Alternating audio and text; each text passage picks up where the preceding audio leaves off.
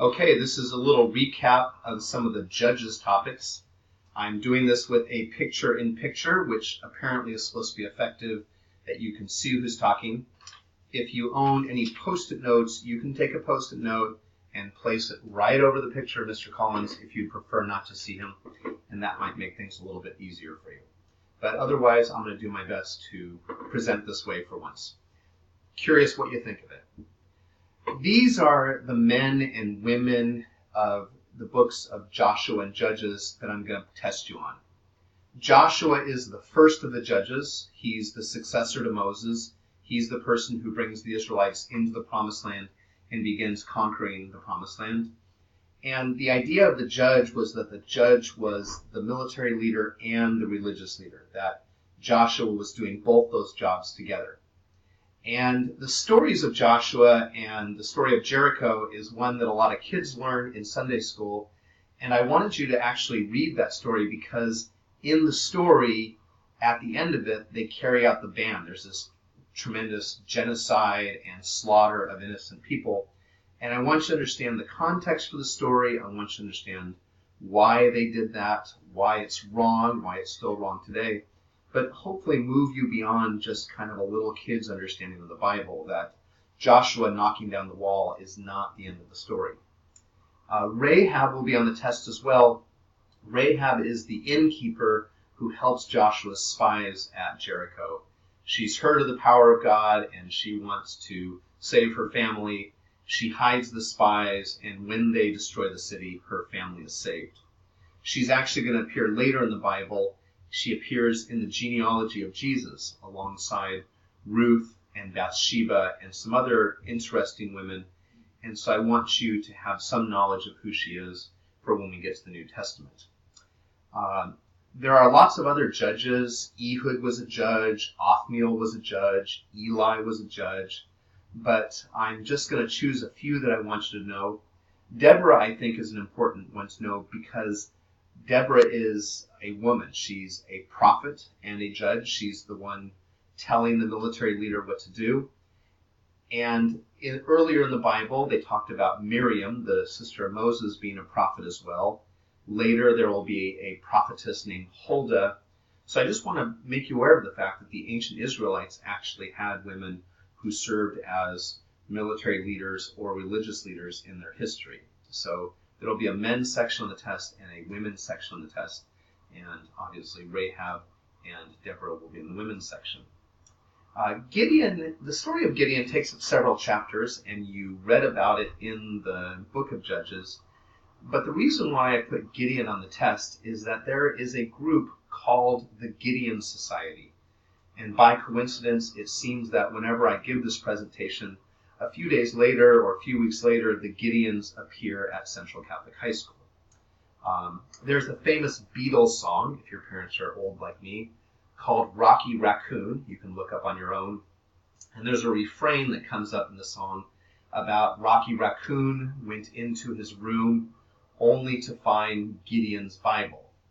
And if you go into any hotel room in the world, it seems, you will find a Bible in one of the drawers. Or, as I said, about this time of year, it seems, there's a group of people who come to Central Catholic. There's 3 or 4 of them, and they put one at each entrance, and they give out little miniature Bibles. And when you open these up, they say, a gift of the Gideon Society. And they explain the purpose of the Gideons, that their job is to spread God's word. And the story of Gideon in the Bible, Gideon tears down an altar to Baal, just like all the judges. He's a religious leader. And then Gideon goes out into battle to fight against the Midianites. And God tells him that he has too many soldiers. So Gideon tells them if they're afraid, they can go home, and several thousand leave. And then he looks for the ones who drink at the water, lapping like a dog, and they're kind of the dummies, so he chooses them. And Gideon, with a group of 300 men, go into battle and destroy an entire army. They blow horns, they wave torches, they shout, and the Midianites start fighting each other and then run away. So Gideon, with a small group, accomplishes a big task.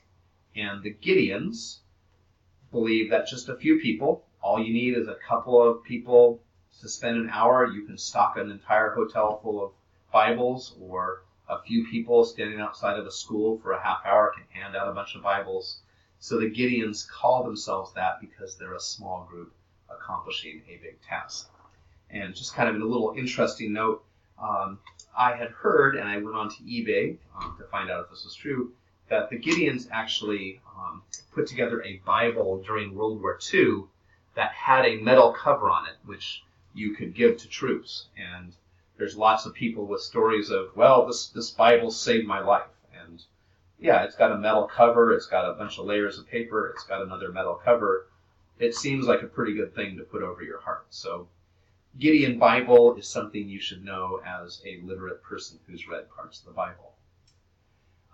Samson and Delilah, I'm not going to actually put Samson on the test, but there's a vocab word associated with him.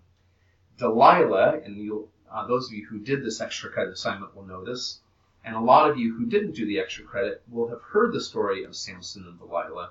Samson was a big, strong guy. He was a judge, and Delilah found out the secret to his strength, betrayed him to the Philistines, and then Samson was killed. And a lot of people know that story, but they don't actually know the story behind the story. So I'm going to put Delilah on the test. And the vocab word that I want you to know, make sure my timer is working over here. The vocab word I want you to know is Nazarite. And Samson, in the first part of the story, is born to a barren wife. Of course, it's the Old Testament. The woman can't have children. She prays to God, and lo and behold, she gives birth to a miracle child. And she says, I'm going to dedicate him to God. I'm going to dedicate him so that he'll never get his hair cut, he'll never drink wine. And this is actually something that in ancient Israel, people would take this vow. They might do it for a short period of time. They might do it for a lifetime, where they dedicate themselves to God, and they let their hair grow really long, and they don't drink any wine, and they abstain from all kinds of different types of food, and they devote themselves to a life of prayer, maybe even living out in the wilderness. And they might do this for a short time, they might do this for a long time. This is actually where the Rastafarians get the idea of having dreadlocks from this passage in the Bible, that your long hair is going to show that you're dedicated to God.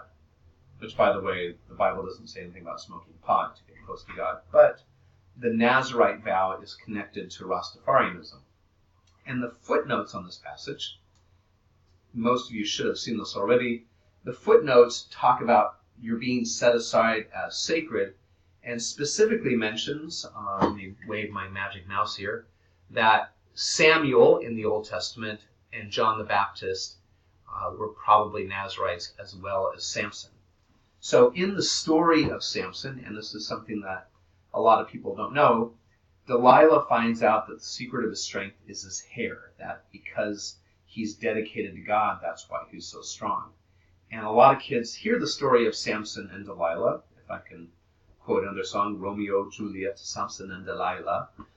They know the story of Samson and Delilah, but they don't understand why his hair is supposed to be the source of his strength.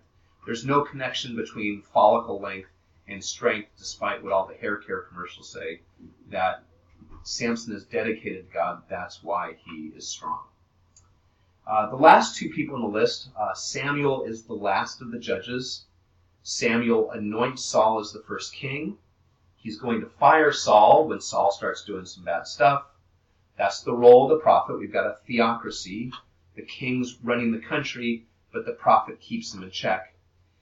And Samuel is going to anoint the second king, David, after he fires Saul.